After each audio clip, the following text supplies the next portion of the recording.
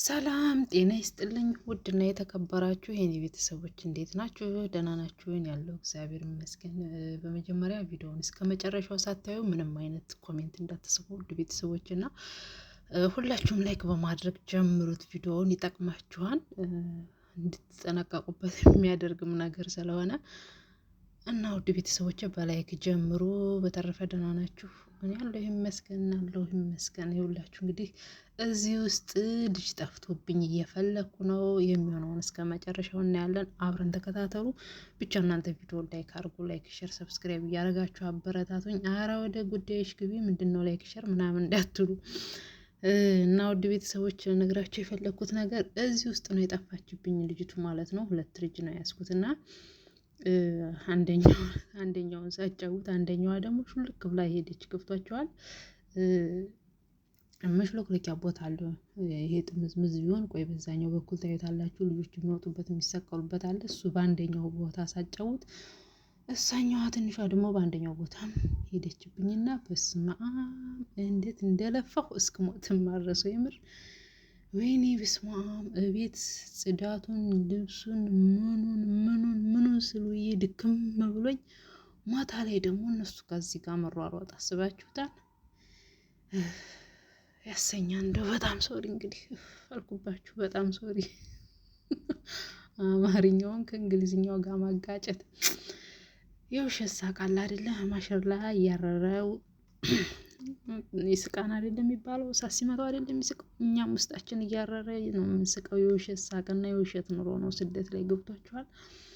እና እንግዲህ እዚህ ጋር በጣም እየፈለግኩ ነው። እሱን ደግሞ እንዳትሄድ እሱ ተጫወት ብዬ እሷን ፍለጋ ላይ ነኝና ቤተሰቦች እንደምታዩት እንግዲህ የኛ የስደተኞቹ ሀሳብ ማለት ልክ እንደዚህ ውስብስብ ያለ ነው ሀሳባችን ማለት ነው። እንደምታዩት የተሰበሰበ ቦታ ነው እና ቤተሰቦች ብቻ በጣም ከባድ ነበረ፣ በጣም ፈታኝ ነበረ።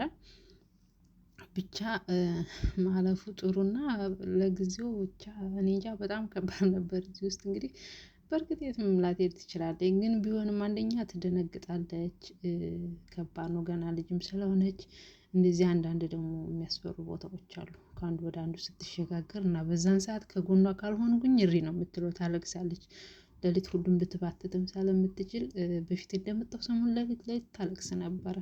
አሁን እየለመደች ደህና ናት። ገብቷችኋል። አንደኛ ደግሞ ከኔ ጋርም ስለምትተኛ ሌሊት ትንሽ ትረብሻለች። እንደዚህ ቀን የሚያስደነግጥ ነገር ካየች እሪ ነው የምትለው እና አትተኛም። ሌሊት እየባተተች ታስቸግራለች። ትንሽ ያኛው ይሻላል እንጂ ትንሽ ከፍ ስለሚል ከሷ እንጂ በእርግጥ ሁለታቸውም ትንሽ ናቸው። አንደኛውም እንደዚሁ ገና ራስ ነው። ልጅ ቤት የምንሰራ ልጆች ብቻ ፈጣሪ ትዕግስቱን ይስጠን እንጂ ከባድ ነው ከምነግራችሁ በላይ። የልጅ ኃላፊነት በጣም አስቸጋሪ ነው ቤተሰቦቼ።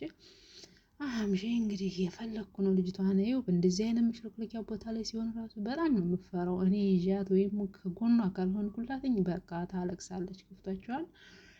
ገና ልጅም ስለሆነች እንግዲህ 2 ዓመት ልጅ ማለት በጣም ከባድ ነው። ገብቷችኋል። ይፈራሉ። ሰው ግዴታ ከጎናቸው መሆን አለበት ማለት ነው። አንቺ ምን እየሰራሽ አመለጠችሽ ካላችሁ እሷ ትልቅ ወንድም አለ፣ እሱን እያጫወትኩ እንደ አጋጣሚ ቦታ ስታ ነው የሄደችው እና በዚህ ብላ መሀል ላይ ምንም ሰው በሌለበት መከሯን እያየች ነው። ይሄኛው ቦታ በነገራችን ላይ ብዙም ሰው ማለት ልጆች የሉበትም። በዛኛው ሳይድ በኩል ነው ልጆች በብዛት ያሉበት እና እሱን እዛኛ ትቼ በዚህ ጋር መጣሁ። ምክንያቱም እዛ ብትሆን አያት ነበረ፣ ግን በቃ ቦታ ጠፍቶባት መሆን አለበት ብዬ ነው የመጣሁት እና እንግዲህ እዚህ እየፈለኩላችሁ ነው። መከራዬን እያየሁ ነው እንግዲህ እንደነገርኳችሁ። እዛ ቤት ውስጥ ጽዳት ምንም እንግዲህ ቤት ውስጥ የሚሰራውን ስደተኞች እናውቀዋለን እና ልብስም ትኮሳ ምንም ስንል ድክም ብሎን እንግዲህ እንደዚህ አይነት ቦታ ላይ ደግሞ ማታ ነው የሚመጡት። ማታ ደግሞ ትንሽ እርፍ እንዳንል እዚህ ከነሱ ጋር ስንሯሯጥ እናመሻለን። ከዛ ደግሞ ሌሊት አይተኙ ይባትታሉ። ከዛ ደግሞ ወደ ስራ ምንም ሳንተኛ ይነጋል። ወደ ስራ ኧረ አምላኬ ሆይ ትዕግስቱን ስጠኝ ነው የሚያሰኘው። እንደው ማርያምን አፈር ይበላ ነው የሚያስብለው። እንደው የስደተኞቹን ብር የምትበሉ ግን አፈር ብሉ። ማርያምን ነው የምላችሁ። እንደዚህ አፈር ተግጦ ደም እኮ ነው ደም እየተተፋ የተሰራ ብር የምትበሉ ሰዎች አፈር ብሎ ነው የምለው። የምር እውነቴን ነው የምላችሁ። ብቻ ተሰዶ የሚሰራ ብቻ ነው ስሜቱን የሚያውቀው ማለት ነው። እንደዚህ በልጅ ናፍቆት ብዙዎቹ እየተቃጠል፣ በተለይ ወልዶ ትቶ የሄደ ሰው በጣም ከባድ ነው። ደግሞ ካልወለዱት ወልዶ ትቶ የሄደ ሰው በጣም ከባድ ነው ስሜቱ። ገብቷችኋል? እንደዚህ ስፈው ከልጆች ጋር ምናምን የልጅ ናፍቆት አለ። እረ ስንቱ ልንገራችሁ፣ ስንቱ ተወርቶ ያልቃል። እንደው ቀንጨብ ቀንጨብ ላድርግላችሁ ብዬ ነው እንጂ ተወርቶ አያልቅም። እና ቤተሰቦቼ እንግዲህ እዚህ ውስጥ መከራዬን እያየሁ ነው። እኔ ብቻ አይደለም በነገራችን ላይ ብዙ ልጆች ይጠፉባቸዋል እና አንደኛውን ሲያጫውቱ አንደኛው በዚህ ይሄዳሉ እና በጣም ግራ ይጋባሉ። በእርግጥ የትም አይሄዱም፣ እግዚአብሔር ይመስገን። እንደዚህ የሚፈሩ ልጆች ምናምን ከሆኑ ትንሽ ያስቸግራል እና በዛን ሰዓት ከጎናቸው መሆን አለብን። ምክንያቱም እንደዚህ መሸጋገሪያ ቦታ ላይ ሲደርሱ ትንሽ ቢያንሻትታቸው ምናምን ወይ እግራቸው ሊሰበር ይችላል። ድንጋጤ ደግሞ በህልማቸው የመጣ ምናምን ትንሽ ያስቸግራሉ ነው እንጂ የትም አይሄዱም፣ እግዚአብሔር ይመስገን። ያኔ መውጣት አይቻልም። ሰው እንትን ካላለ እጃቸው ላይ ስለሚጻፍ የቤተሰብ ቁጥር፣ ስልክ ቁጥር ምናምን እጃቸው ላይ በወረቀት ተጽፎ ይለጠፋልና ከወጡ እንዳጋጣሚ ተደውሎ ነው የሚጠሩት እና በዚህ በኩል አሪፍ ነው። ግን የሚደነግጡ ልጆች አሉ። በጣም ህፃናቶች በጣም ይፈራሉ። ከጎናቸው ሰው መሆን አለበትና አሀምሼ እንግዲህ አሁን እኔ እያልኩት ነው እላችኋለሁ። ውድ ቤተሰቦቼ ኖርማል ድምፁን ባደርግላችሁ ደስ ይለኝ ነበር፣ ግን የሚረብሽ ድምፅ ትንሽ ስላለው ለዛ ነውና በዚህኛው ድምፅ የመጣሁላችሁ እንጂ ብዙ ልጆች ራሱ ብዙ ሀበሻዎች አሉ እዚህ ከልጅ ጋር የሚሯሯጡ። ኧረ በእናታችሁ ልጅን አላያችሁም እያልኩኝ ማለት ነው።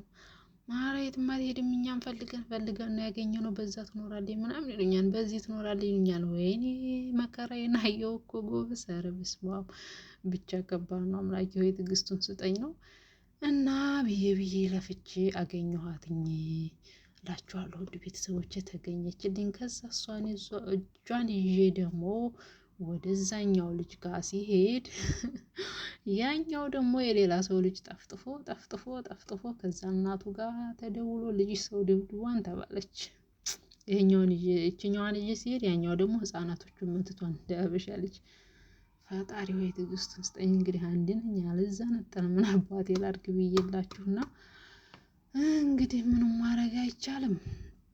ባሏ ይዟቸው የሊጻብ ነው ምናምን ብዬ እሱንም አታልዬ ሁለታቸውንም አንድ ላይ አድርጌ እንደምንም አንድ ላይ አስማምቼ ሰዓቱ ደርሶ እስክንወጣ ለማጫወት ሞከርኩኝ። ሰዓቱ ካለቀ በኋላ ወደ ቤታችን ሄድን እላችኋለሁ ቤተሰቦቼ። እና ከስራ ስንሰራ ያኔ የሌላ ሀገር ዜጎች እኮ ደስ የሚለው ልጅ ቤት የሚሰሩ ከሆነ የልጅ ኃላፊነት የሚወስዱ ከሆነ ልጅ ብቻ ነው የሚይዙት። ጽዳት ብቻ ከሆነ ጽዳት፣ ምግብ ብቻ ከሆነ ምግብ። ግን እኛ ኢትዮጵያውያኖች እንደዚህ የሚባል ነገር የለም። ሁሉንም የምንሰራው ከማንም በላይ ነው፣ የምናገኘው ደግሞ ከማንም በታች ነው። ይሄ ነገር ግን እኔ እንጃ ሳስበው በጣም ነው የምናደደው። ማርያም በጣም ግን ለምን ከማንም በላይ እንፈጋለን፣ ከማንም በታች ነው ገቢያችን። እስኪ ከሁሉም ሀገር እኮ የኛ ደሞዝ ነው ዝቅተኛ። በዛ ላይ እንግዲህ በረፍታችን ሰዓት ራሱ እንሰራለን። የለም ኦቨርታይም አይታሰብልንም። የሌላ ሀገር ዜጎች ግን እረፍታቸውን ሲጀመር ይጠቀማሉ፣ ካልተጠቀሙ ደግሞ ኦቨርታይም ያሳስባሉ። እዚህ ደግሞ ከስንት አንድ ነው እንጂ ሀበሻ ኦቨርታይም የሚያሳስቡት ብዙዎቹ አያሳስቡም። ምክንያቱም እሺ አይሉም፣ ያኔ አልለመዱም፣ አላስለመዷቸውም። ምክንያቱም ለእኛ ኃላፊነት የሚወስዱት የመጣንባቸው ሰዎች ኤጀንሲዎች ምን አስፈራኝ እነሱ ናቸው። ያኔ መብታችን እንዲከበር ስለማያደርጉልን መሰለኝ ተጨቁነን የምንሰራው።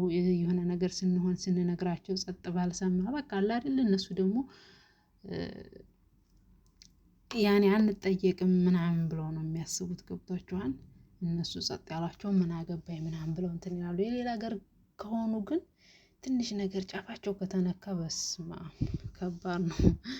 እና እንግዲህ አምላክ የተሻለ ነገር ይስጠን እንጂ እኛስ እንደዚህ ተጨቁነን እስከመቼ? እውነት የስደተኞች እንደሆነ የተሻለ ነገር ይስጣቸውና በሀገራችን ላይ የመረረ ስደተኞች እንኳን ለወዳጅ ለጠላቴም አልመኝ። የምር ከምንም በላይ እንዴት እንደሚያስጠላ እንዴት እንደሚያንገሸግሽ በቃ እኔ እንጃ። በስመ አብ ግን ብዙ አመት የምትሰሩ ልጆች